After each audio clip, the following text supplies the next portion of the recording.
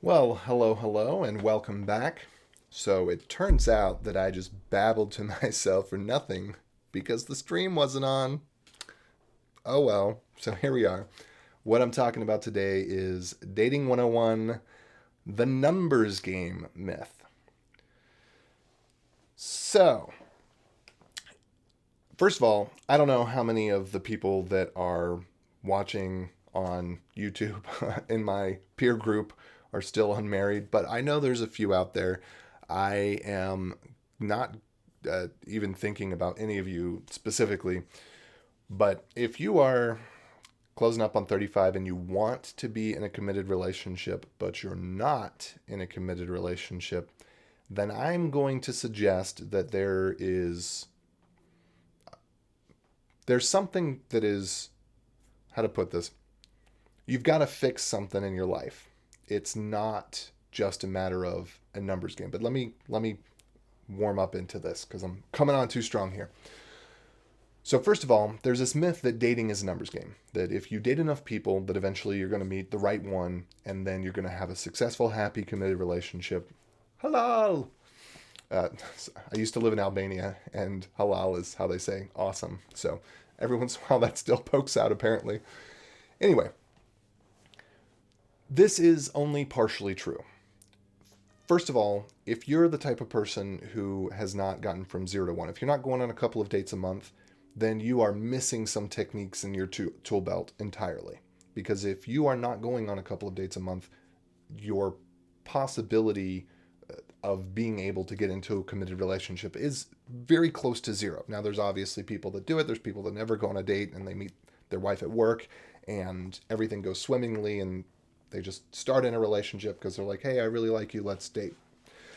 But for the most part, that's not how it goes. There is some truth to the numbers game. You do have to be putting in the hours, putting in the work, meeting people, etc. If you don't do that, then obviously your pool of choice is very limited. However, there's a more important component to this, which is that you actually have to become a more complete person in of yourself. You have to recognize things that are holding you back or just naturally change them. Some people, like myself, were more rational, which doesn't necessarily help you any more than being more intuitive and emotional.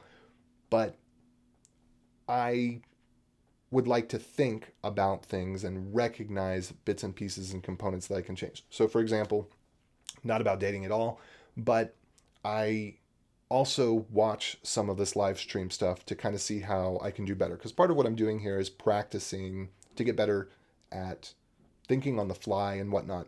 And I noticed that I say a lot of so and like, all of these filler words. And so, kind of a filler word, but also appropriate. I went and looked up how to stop using filler words because I realized that that could be off-putting. It makes me feel less professional, especially in the Beyond Code channel where I'm trying to reach people to coach them on how to become programmers. I don't want to come off too lax and too unprofessional. There's a balance because you need a couple of so, ahs, so you don't sound like a robot, you sound like a person. But I'd rather go the other way and make the mistake of not saying that enough than what I'd currently been doing. So I looked up online, watched a couple of YouTube tutorials, and one of them is actually a channel that will probably be good for dating tips as well, although I haven't seen it yet. Just the name of the channel, The Distilled Man. It seemed like it was a channel about confidence, personal growth, that sort of thing that might be worth looking into. In any case, let's go back. Oh, I got distracted because I hear my wife and my daughter are waking up. Where was I? Talking about the distilled man, talking about finding what you need to change in yourself to become better. Because the hope is that not that when you go through the numbers game that you meet the right person, because there is no right person. It's a complete myth. It's completely false. You'll hear tons of people repeating the same information if you go on these coaching channels or you get a relationship coach or anything like that. There is no right person. So you do not go on lots of dates to find the right person. You go on lots of dates to have experiences that lead you to become the right person. You don't find the right person, you become the right person. This is very common advice. As you go on dates, you're going to make mistakes. and you're going to hopefully learn from them. If you're not learning from them naturally, then you may need coaching, and it is totally worth it to pay for counseling or coaching or whatever it is. Hopefully you get a recommendation from someone you trust. A person that I took a course from was Elisa Goodwin Snell. Be careful how you spell that. It's with an S, Elisa with one S. There is an adult entertainment star by the same name. So I was searching earlier to try to find the box set course, which was called It's Not You, It's Your Technique. Unfortunately, I didn't find a link. Otherwise, I'd put it in the description below. But if you're really interested, I do have the DVDs ripped, and I might be willing to help you out if there's not a way that we can find a published, purchasable version of that product, because I don't want to rip anybody off, but also the information is too valuable to just store in a box or on a hard drive. That said, there's a lot of technique things that many people will pick up intuitively, but a lot of us not, especially perhaps us rational thinkers where we try to piece apart everything and look at it from different angles. For me, it was very helpful.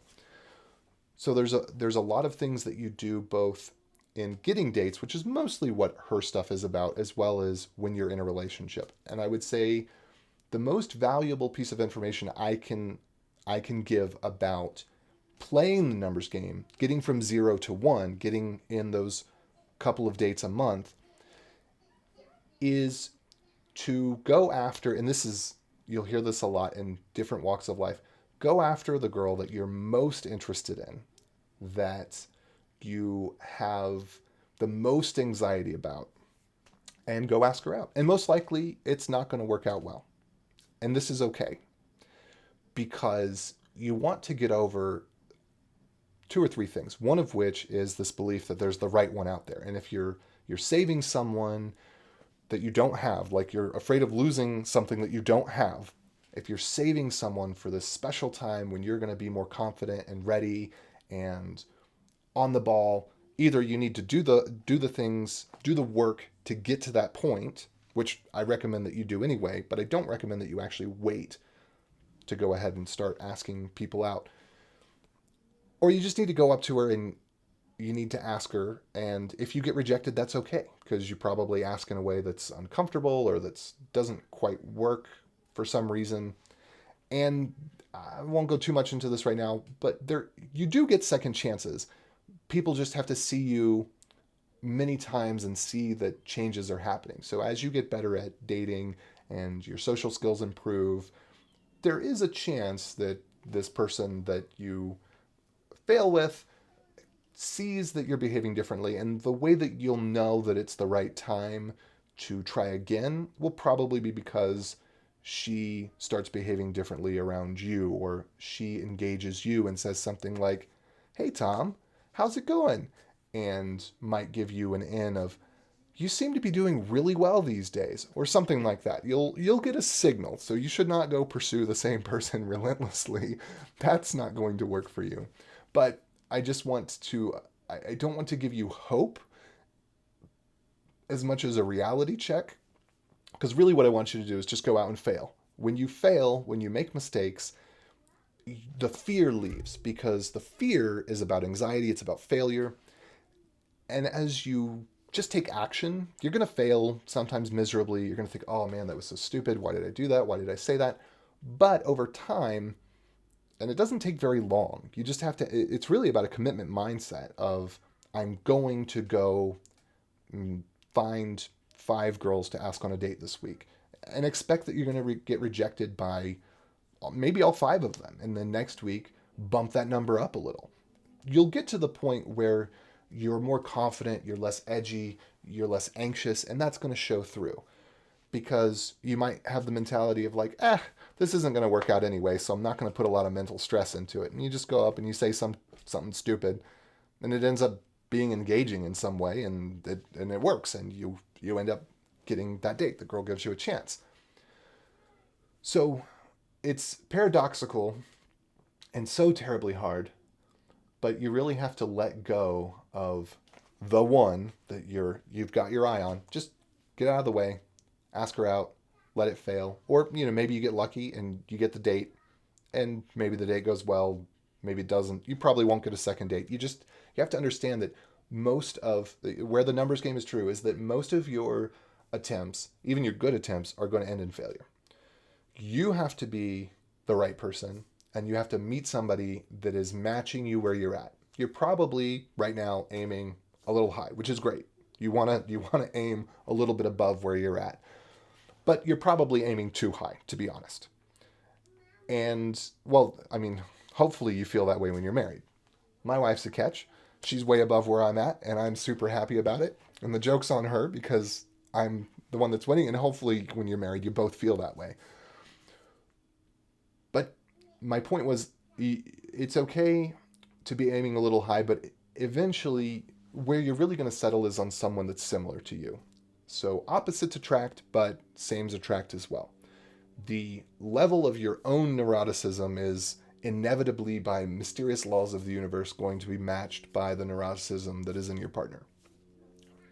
So this is part of, you also have to be very accepting and have, I don't want to say low expectations, and especially women don't have low expectations. Although they have to be realistic, but I think that men tend towards having higher expectations and women tend towards having expectations that are too low, just anecdotally from what I've seen. But you need to be realistic. So when I finally found my wife, I had gotten down to about 4 things on my list of, well, I would say list of the perfect woman, but I had my list of 100 things of the perfect woman at one point. Whether mentally or some of them actually on paper, as I was trying to plan, like, what is it that I want in my life, It came down to just someone that I was attracted to, because that's super important.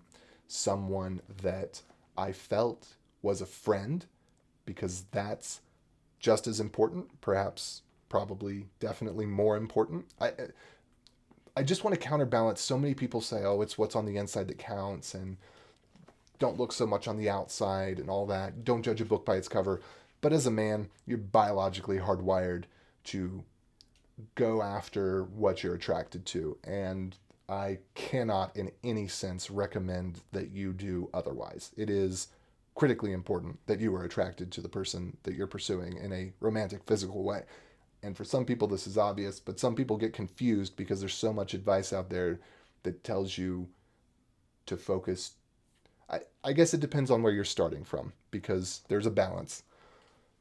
But that's, physical attraction is really important. Just having a feeling of friendship is really important.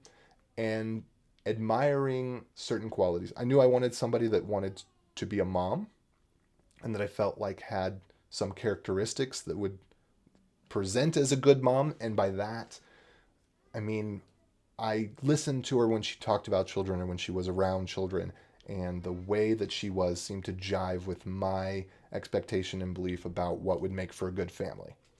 And then there was a 4th thing on there, but I don't remember what it was. So my list got really small. And at that point, I'd already had the transformation where I realized that I wasn't going to find the right person. I was going to become the right person. So I was working on becoming the right person. And I was working on looking for someone that I wanted to accept, not looking for someone that I wanted to expect to be what I wanted to be. And I think that that's critically important. Even if you get in a relationship, if you don't have that mentality, you're going to get out of that relationship. So much of a successful relationship is about having the attitude of being committed to accepting the other person as they are as much as you can. Obviously, there are some things that are not acceptable. There's certain things that you personally don't know how to deal with or aren't capable of dealing with. It could be in the realm of mental illness. There's also things that you shouldn't deal with in certain cases of abuse. And I only say certain cases because the word abuse gets thrown around a lot in 2021. And just because someone doesn't like something about you and they bring it to your attention does not qualify as emotional abuse. There is a real thing that is emotional abuse. There's a real thing that's physical abuse. But someone having either the lack of maturity and shouting out at you in a moment of anger, or even honestly and kindly bringing things to your attention that are negative, does not count as abuse. Okay? So let's get that out of the way. And I'm trying to think, I had a bunch of other thoughts jumbled up in there, but I think this is kind of the core of it. There was one other piece I'm remembering. So you do have to play the numbers game to an extent, but it's not about numbers, it's about learning. And it's about becoming the right person, not about finding the right person. And an important part of this, which is difficult for some people to deal with, is you are going to have your own feelings hurt. And that's what I was talking about before. You just need to get through that. You need to accept that. You need to be okay with it. People are anti-fragile. You are going to get better. You have a bad experience. You are going to get better. It is okay. So you need to not necessarily look forward to the bad experiences, not try to create the bad experiences, but accept them and let it be part of the growth. And also, sometimes much more difficult for people to accept, is you're going to hurt other people. And this is okay. You're going to hurt people's feelings. You're going to hurt temporarily. You're going to hurt people's confidence. You don't want to be mean. You don't want to be a jerk. You need to realize the things that you're doing that are not working for you and for the benefit of society and the people that you're with. But you're going to hurt people, and it's okay because, like I said, people are anti-fragile. You are not a God that is so powerful that you breaking up with someone or you making a mistake with someone is going to condemn them to hell for the rest of their life. You are not that powerful. And I say it that way because sometimes we have a reverse ego where we're so concerned with the powerful influence that we have in our we present as insecure, and we are insecure, but our mindset, if you actually analyze it, is actually this mindset of being extremely powerful and controlling in a way that we aren't. So you're not going to hurt someone in a way that they're not going to recover from unless you're doing it on purpose and being manipulative, and still they'll recover from it, but it might take longer and there might be more damage, but that's highly unlikely. And if you're doing normal things and someone goes cray-cray, that may be a mental illness that they're dealing with or something that they're dealing with. It's not necessarily a reflection that you were so terrible. And it could be. I mean, you have to look at all these things and see, but most likely if you're the conscientious person that's even having those thoughts, it's probably not you. And first of all, it's most likely not going to happen. But you have to be okay with other people being hurt because you have to focus on becoming a better person, and that is mistakes. And I'm going to go into something here that I totally didn't think I was going to go into. There's a real value in the Christian belief of forgiveness. Forgiveness is the idea that you make mistakes that there is no way for you to correct. There's no way for you to compensate for in full. And you just let them go. And the way that this happens is often either in a communication with God, which perhaps you could do in meditation if you're not into God, or it can be with a therapist, with a religious counselor, with someone who is safe and willing to accept you the way that you are, but also if someone that you expect to be wiser than you, someone that can give you feedback, or that you can listen inside and receive the feedback that's coming through the channels of the universe, which I call the Spirit of God, but some people call the universe, and be able to accept. I'm not sure how to say this the right way, but it's really important to be able to vocalize, to say out loud, like go in the woods or the bathroom or wherever, but say out loud the things that you're most afraid of, or the things that are the worst or the most wrong, and let it get out there so that it can be inspected, and so it's not bundled up inside. And this is what oftentimes religious leaders or therapists or meditation can help do for us. And it's important in dating because you're going to feel bad about things that you do wrong, times that you get hurt, times that you hurt other people. And you need this non-judgmental space from people that are wise, not necessarily your peers, because they might be just as dumb as you are. And again, I'm using that term loosely, not to be derogatory, but just saying you want to seek out wisdom. And I don't know exactly how I can say that meditation brings that, but it seems like for people that don't have the connection with God, they can find it. They can find that wisdom of the universe come to them in that way. In any case, these are some of my thoughts. I hope that it is helpful. I hope that if you are trying to get into a committed relationship, that you are able to succeed and that you search out materials to be able to learn techniques that you can use. And a lot of them are cheesy and stupid, but you just try them out, feel the failure, get comfortable with them, stick with a technique for a little bit until it doesn't feel awkward, even if you know that it's stupid. But get familiar, get the dates in, and I hope that you can work on becoming the right person and that you have success. So with that, I'm going to go ahead and wrap up for today with the ramblings. A couple of things that I did want to make mention of before I end here. So if you want to continue to follow as I do this vlog style, daily lifestyle type advice, you can follow me on Facebook for that and also on YouTube. And the links for this, I call this thing that I'm doing Health, Wealth, Commitment. If you want to find the links for that, they should be in the description, but if they're not, they'll be there shortly, because as soon as I'm done with this, I'm going to go check and make sure that they are, and there's going to be a link to Facebook and a link to YouTube for that. And then I also am teaching how to be a software engineer, and that channel is called Beyond Code. So if you happen to be interested in that, I realize you're probably not, but if you happen to be interested in that, there are links to Beyond Code, to Facebook, YouTube, and Twitter. And the way that I'm doing this is I try to stream in the morning and in the evening. In the morning, I try to do the more lifestyle type stuff. In the evening, I do the more code professional type stuff. And I myself am just learning how to navigate organizing thoughts on the fly, which is a lot of what this morning thing is, and then present information in a clear way, which is what the evening thing is. So a little bit more preparation goes into that. This is almost always just I have an idea and I run with it. And oh yeah, one last thing. So if you like this kind of stuff, go ahead, give it a thumbs up and subscribe to it if you want to see more of it. Either one of those. I hope that you have the best day ever.